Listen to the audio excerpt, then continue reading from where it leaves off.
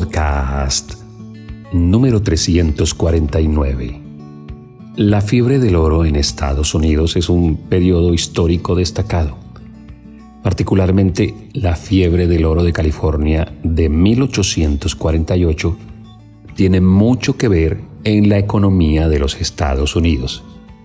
Comenzó por allá en 1848 cuando se descubrió oro en Sutter's Mill en Coloma, California. La noticia del descubrimiento se difundió rápidamente, atrayendo a prospectores de todo Estados Unidos y de otros países. Este evento provocó una de las mayores migraciones en la historia de los Estados Unidos. Por eso se dice que ese país es un país de inmigrantes.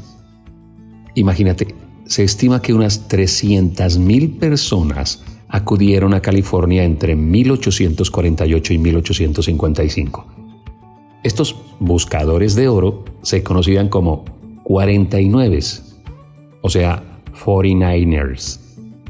Esto debido al pico de la migración en 1849. La afluencia de inmigrantes transformó la demografía y la economía de California. Ciudades como San Francisco crecieron rápidamente.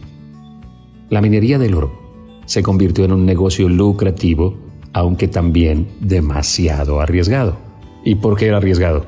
Es que las técnicas para extraer oro tenían que ir evolucionando lentamente con el tiempo. Empezaban desde el simple lavado de oro en los ríos hasta los métodos más complejos como la minería hidráulica. Esa tuvo un impacto ambiental significativo. La fiebre del oro tuvo un profundo impacto en la sociedad y en la cultura de la época. Llevó a la diversificación cultural. O sea, muchos inmigrantes se mezclaron unos con otros. Diferentes culturas, diferentes razas, diferentes etnias, diferentes maneras de pensar. Todos imbuidos allí en el intento, a veces fortuito, de conseguir oro. A todo esto se le sumaba los tremendos problemas de la población indígena de California.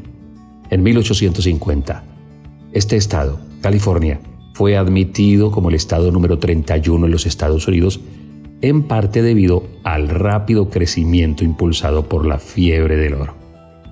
La fiebre del oro dejó un legado duradero en California y en la imaginación popular, simbolizando la posibilidad de hacerse rico rápidamente, y por eso desde ese tiempo empezaron a acuñarse pensamientos como el sueño americano. Desde entonces se piensa en muchos lados del mundo que llegar a los Estados Unidos es la oportunidad para hacerse rico fácilmente si logras alcanzar el sueño americano. Pero un dato bastante curioso de toda esa época es que si piensas quiénes se hicieron ricos rápidamente, pues unos contados afortunados que encontraban oro en California. Y digo contados porque fueron muy pocos los que corrían con la suerte de encontrar pequeñas, medianas o grandes vetas. Pero esto significaba mucha violencia alrededor de ellos y mucha problemática social y familiar. ¿Quiénes fueron los que verdaderamente se hicieron ricos durante la fiebre del oro? Te va a parecer curioso. A mí por lo menos, cuando escuché la primera vez este dato, y en las indagaciones también me sorprendió. Los que se hicieron ricos, consecuentemente, fueron los vendedores de palas. Esos no tenían un negocio de alto riesgo. No dependían si encontraban o no encontraban oro. Simplemente llegaban allí y empezaban a vender palas y picos. Mejor dicho, herramientas para poder extractar el oro. Y estos empresarios tenían un negocio fijo, poco riesgo, mucha productividad. Entonces, cuando te hablen de la fiebre del oro, no solamente pienses que se hicieron ricos aquellos afortunados que encontraron las vetas, sino que se hicieron ricos aquellos que fueron más sabios y vendieron las herramientas en un sistema que era cómodo y seguro, con cero riesgo. Bueno, ¿será que esto es un podcast que tiene que ver con reflexiones cristianas? o con historia de los Estados Unidos. No, he decidido traer esta temática aquí porque en la vida moderna este sigue siendo un negocio muy lucrativo. Aquellas personas que venden cursos, porque los cursos son las herramientas modernas que se utilizan para educar, promover un conocimiento que va mucho más allá de las aulas de la universidad, de los claustros educativos modernos. Y aunque el conocimiento también incluye ir a una universidad, prepararse, tomar un posgrado o una carrera técnica, el mundo moderno te ofrece tutoriales, cursos pagos, lo que se conoce en inglés como membership site. De hecho, nosotros también tenemos en la comunidad un membership site y también estamos preparando un curso acerca de qué saber hacer cuando se ha sido víctima de una infidelidad, cómo salir de ella, cómo ser sana, a través de la experiencia vivida con Jasmine, lo que ella estudió en una universidad, lo que yo he aprendido en la universidad de la vida y además extractado de nuestra experiencia. Pero cuando vas a la palabra de Dios, encuentras que un curso más otro curso, más otro curso, más un curso más, en realidad para poco aprovecha. Eclesiastés capítulo número 1, versículo número 18 dice: porque con mucha sabiduría viene mucho sufrimiento. Cuanto más se sabe, más se sufre.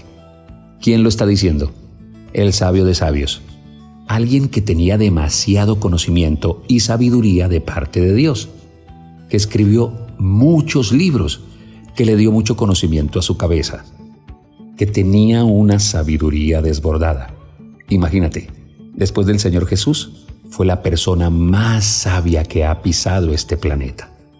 Pero ¿por qué Salomón, en este y en otros pasajes, dice que saber mucho es vanidad de vanidades, que trae mucho sufrimiento, que no puede ser el fin de todo, que el conocimiento humano cada vez más puede llegar a ser una pertenencia que tenga poco valor? Porque, y yo me he dado cuenta en estos años como pastor, hay personas que dedican su vida al saber, al conocimiento, a los cursos, a los talleres, y que esta también en el fondo a veces suele ser una manera de esconderse del verdadero emprendimiento. Hay gente que le tiene miedo a emprender y entonces, como son demasiado timoratos para emprender una empresa, un proyecto, invertir, poner en práctica su conocimiento, terminan un curso y luego empiezan otro. Y se la pasan la vida de curso en curso, de especialización en especialización, porque es la manera como han encontrado para no empezar a ejercer. Esposos que saben mucho, se la pasan estudiando, poco trabajan, poco se arriesgan, poco responden por sus obligaciones. A veces dicen, es que estoy ocupado haciendo un magíster, es que estoy ocupado haciendo un nuevo curso. Salomón dice que un gran conocimiento puede llevar a una mayor conciencia de las tristezas, de las complejidades del mundo, que esto a su vez puede generar sufrimiento. O sea, el contexto de Eclesiastés 1:18 puede tener una interpretación y una advertencia sobre el peligro de centrarse únicamente en la acumulación de conocimiento sin prestar atención al desarrollo espiritual, emocional y relacional. Hay gente que poco se relaciona familiar y socialmente porque siempre están leyendo libros y estudiando. La sabiduría bíblica valora un enfoque equilibrado de la vida. Este podcast no viene a ti para decirte que no estudies, viene a ti para decirte que si tomas un curso, que si estudias, que si lees un libro, que si le has dedicado parte de tu vida a recibir conocimiento, lo tienes que combinar con la comprensión, la compasión, la fe y la apuesta en actividad de lo que has aprendido. O sea, equilibra cuánto sabes con cuánto haces. Lo que aprendas a hacer, empieza a hacerlo. Dale productividad a tu vida, no solamente conocimiento. Te pregunto, ¿cuántos cursos has tomado últimamente? Y luego que los has terminado, ¿cuánto de tu tiempo dedicas a poner en práctica lo que aprendiste. No se trata de cuánto sabes. También se trata de cuán productiva tú eres. Termino con el versículo. Eclesiastés 1:18. Porque con mucha sabiduría viene mucho sufrimiento. Cuanto más se sabe, más se sufre.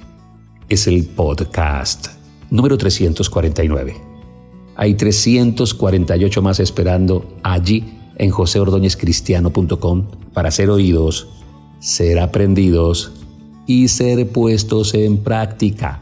Quizás tengas que compartirle este podcast a esa persona que solo se la pasa estudiando y poco produciendo. Recuérdale que la vida debe tener un equilibrio. Que Dios te bendiga.